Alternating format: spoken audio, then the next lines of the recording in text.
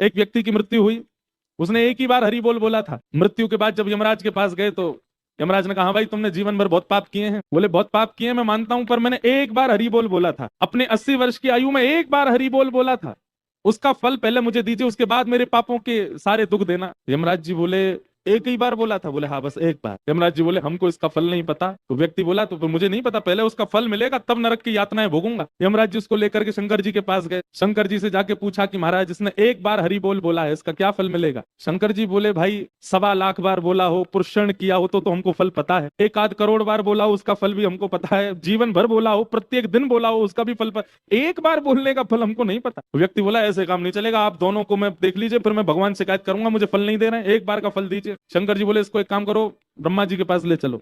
तो यमराज जी शंकर जी उसको लेकर ब्रह्मा जी के पास गए। ब्रह्मा जी भी बोले भैया हमको सबके फल पता है, एक बार का फल नहीं पता। तो नारद जी के पास ले चलो। यमराज जी शंकर जी ब्रह्मा जी नारद जी के पास लेके गए। बोले आप तो 24 घंटा नाम जप करते हो, एक बार का फल क्या? नारद जी बोले भैया 24 घंटा गाते हैं, एक बार का फल पता होता तो पूरे दिन क्यों गाते? हम तो पूरे दिन गाते रहते हैं, हमको एक बार का फल नहीं पता। अंत तो गत्वा ये हुआ कि नारद जी बोले इसको भगवान के पास ही ले चलो, परमात्मा ही बताएंगे। शंकर जी, यमराज जी, नारद जी, ब्रह्मा जी उसको लेके जैसे भगवान के पास गए, वैकुंठ में प्रवेश करते ही चारों ने चरण पकड़े। बोले भगवान इसने जीवन में एक बार हरि बोल बोला, उसका फल क्या मिलेगा? भगवान बोले अब और फल जानने की क्या आवश्यकता है? स्वयं ब्रह्मा जी, यमराज जी, शंकर जी, नारद जी जिसको लेके वैकुंठ नाम है, समझो यही एक बार हरि बोल का फल है। अब ऐसी कथानक सुनाते तो इसका मतलब ये नहीं है कि एक बार बोले छुट्टी कंटक कटा अपना। कथा में जो